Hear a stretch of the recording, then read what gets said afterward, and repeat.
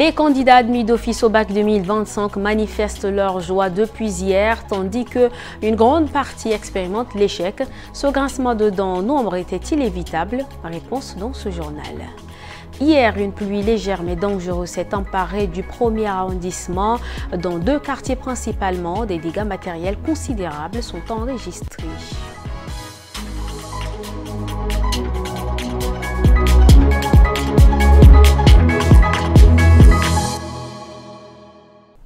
Merci de nous rejoindre pour le 19h45. Installez-vous bien. Le collectif des avocats de Dr Succès Masra, président du parti Li Transformateur, explique au public les raisons de la grève de la faim entamée par leurs clients, interpelle la communauté internationale et alerte sur l'état de santé jugé préoccupant de Succès Masra. Le collectif a fait un point de presse ce jeudi à la maison des médias du Tchad. Regardez.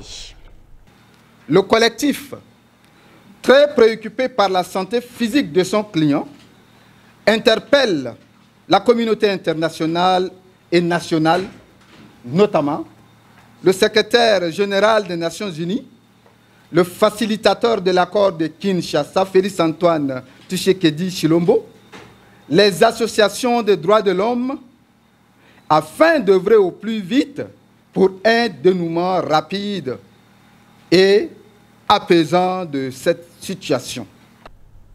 Au Tchad, les résultats du baccalauréat session de juin 2025 sont désormais connus. Si plus de 23 000 candidats ont été déclarés admis d'office, la majorité reste sur le carreau. Une douche froide pour beaucoup, notamment en N'Djamena, où la déception se lit sur les visages. Reportage de Daniel Gambi, Guy de Dieu, rendu par Mbailas Emmanuel. Dans la cour du lycée Félix Eboué, candidats rassemblés autour des listes affichées, des regards inquiets, des silences lourds. Alifa Mustafa, candidat en série G2, cherche son nom parmi les admis, en vain. La veille, il avait consulté son résultat par téléphone, mais l'espoir l'a poussé à venir vérifier en personne ce matin. Pas de miracle. Son nom n'apparaît ni parmi les admis d'office, ni dans la liste des admissibles. Si les jugements étaient un peu plus faciles, ça pourrait aller. Mais les sujets étaient trop compliqués, même le jugement est trop strict. Comme lui, ils sont nombreux à répartir bredouille. Pour les pédagogues, ces résultats reflètent un manque de préparation et de rigueur chez certains élèves. Si l'élève n'écrit pas, l'enseignant ne peut pas écrire. L'enseignant a déjà enseigné, il a dispensé le cours. Et si on doit peut-être essayer d'accuser les enseignants, il faut repartir, vérifier les cours. Combien de chapitres sont abordés? Est-ce que le programme est achevé? Quelle est la qualité de l'enseignement? Mais sinon, en grande partie, c'est l'élève. Parce que c'est l'élève qui écrit. On t'a déjà donné le savoir. C'est à toi d'aller restituer. Parce qu'on veut évaluer ton niveau. Est-ce que tu maîtrises? Est-ce que réellement tu as appris quelque chose? C'est ça l'objectif de l'examen. Mais si l'élève, en tant que tel, ne fait rien, mais on ne peut pas lui donner des points pour rien. L'année dernière, 26% des candidats avaient été admis d'office. Cette année, sur plus de 104 000 inscrits, seuls 23 374 franchissent le premier tour, soit un taux de réussite de 22,38%, en baisse de 4 points. Mais l'aventure n'est pas encore terminée. Les 26 854 candidats admissibles ont encore une chance. Ils passeront les épreuves le 1er juillet prochain. Alors que la grande partie est en colère et désemparée, une histoire peu commune suscite admiration et respect. Le colonel Koudjouyoki, officier en activité dans l'armée tchadienne, vient d'obtenir d'office son baccalauréat à plus de 60 ans. Un exploit personnel salué sur les réseaux sociaux qui rappelle que la quête du savoir n'a pas d'âge. Ndjekoredon Marmel.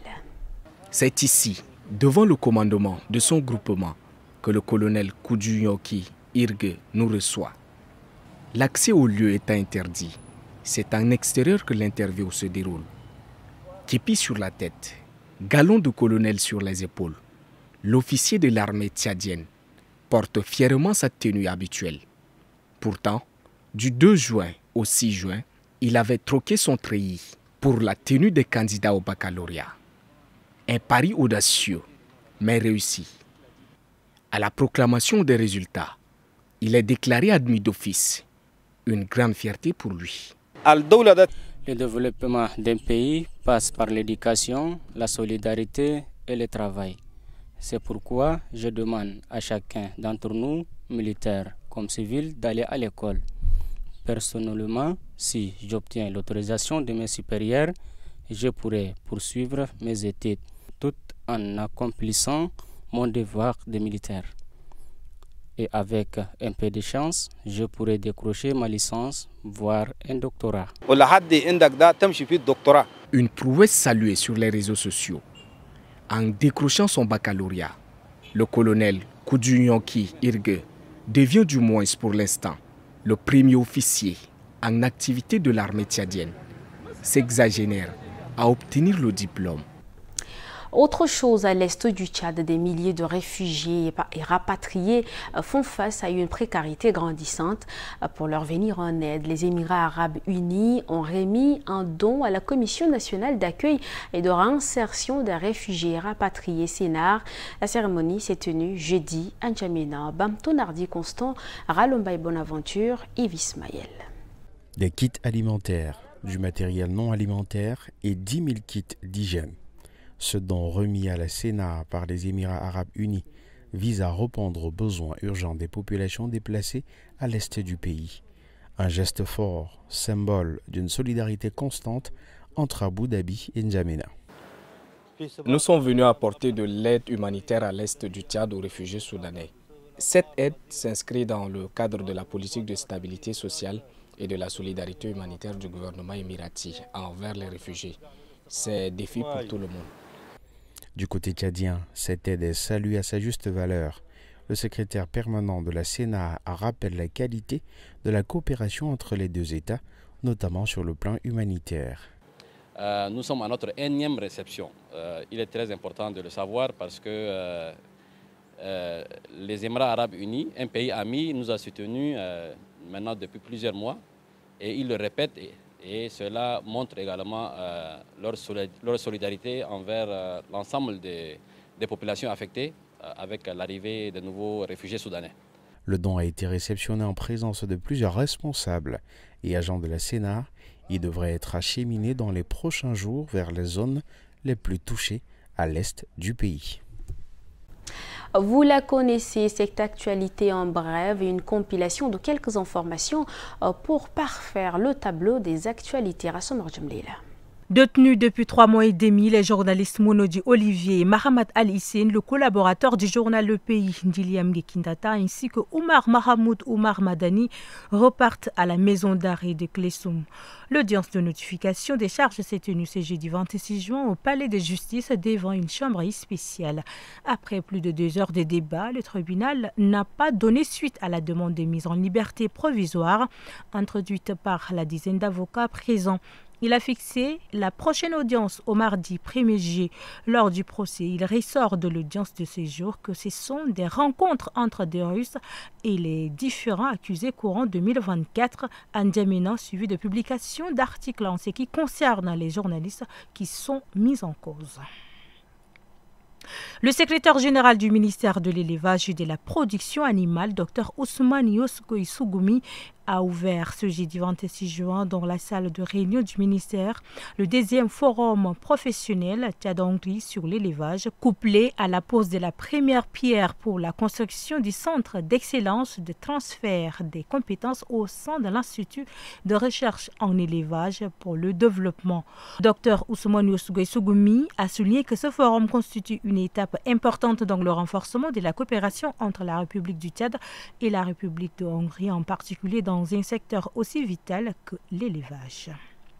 Pour finir, 8 individus dont 6 femmes ont été présentés à la presse ce jeudi 26 juin à la Direction générale de la police nationale de Gardolé. Les 8 présumés malfrats ont été interpellés après une série d'enquêtes minutieuses et de recoupements d'informations. À la clé de cette interpellation, une saisie de produits de nuisance, parmi lesquels des drogues, des boissons alcoolisées frélatées, des produits de consommation contrefaits, quelques bonbons de gaz, butane volés et téléphones portables. Plus préoccupant encore, 2 armes à feu ont été retrouvées en possession des 6 femmes, souligne une détention illégale d'armes à feu. Le curage des caniveaux se poursuit dans la commune du 2e arrondissement d'Undiamena. Ce jeudi 26 juin, c'est au tour du grand marché que les travaux ont pris une autre tournure. Les déchets extraits et déposés en pleine chaussée compliquent la circulation. Les usagers et les riverains dénoncent une situation embêtante. Reportage de Nadilum Virginie, Nodjimadi Perline. Au grand marché, la voie bitumée menant vers Dembe est à moitié occupée. Sur le goudron, des amas de détritus, plastique, boue, bidons usés, le tout entassé ça et là, après le curage des caniveaux. Résultat, la circulation devient une casse-tête. Les taxis n'arrivent plus à stationner et une forte odeur se dégage dans les environs. Ça gêne parce qu'en cas de quoi, il y a une certaine personne qui roule avec beaucoup de vitesse. Donc il ne peut pas faire attention, il peut ramasser quelqu'un. Donc ça gêne vraiment. La mairie doit commencer ça plus tôt. Mois de janvier, février, mars ou plus tard. Il ne faut pas qu'il attende jusqu'à la dernière minute. D'accord? Le deuxième conseil, c'est quoi? Il faut qu'il ramasse rapidement, juste après le curage. Vous voyez, les gens du curage vont passer, tout de suite les ramasseurs aussi vont passer, et les gens qui referment aussi. Ça se fait automatiquement. Ce n'est pas quelque chose de miracle, tu vois, non? C'est faisable. C'est une question de volonté aussi. Lancée il y a plus d'1 mois, l'opération de curage vise à prévenir les inondations en N'Djamena. Mais si les objectifs sont salués, la méthode, elle, irrite.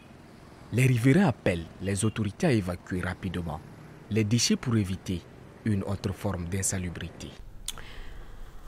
Le récit de Perligné Virginie rendu par Diekoredom Armel N'Djamena. Une pluie légère accompagnée de vents violents a frappé ce mercredi 25 juin. Les quartiers Adré et Boutalwali dans le 1er arrondissement ont été particulièrement touchés.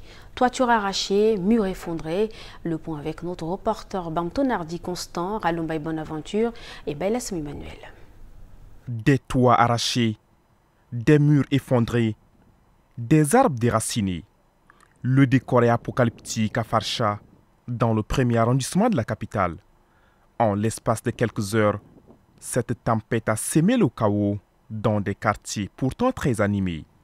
Sous le choc, les habitants tentent tant bien que mal de sauver ce qui peut encore l'être.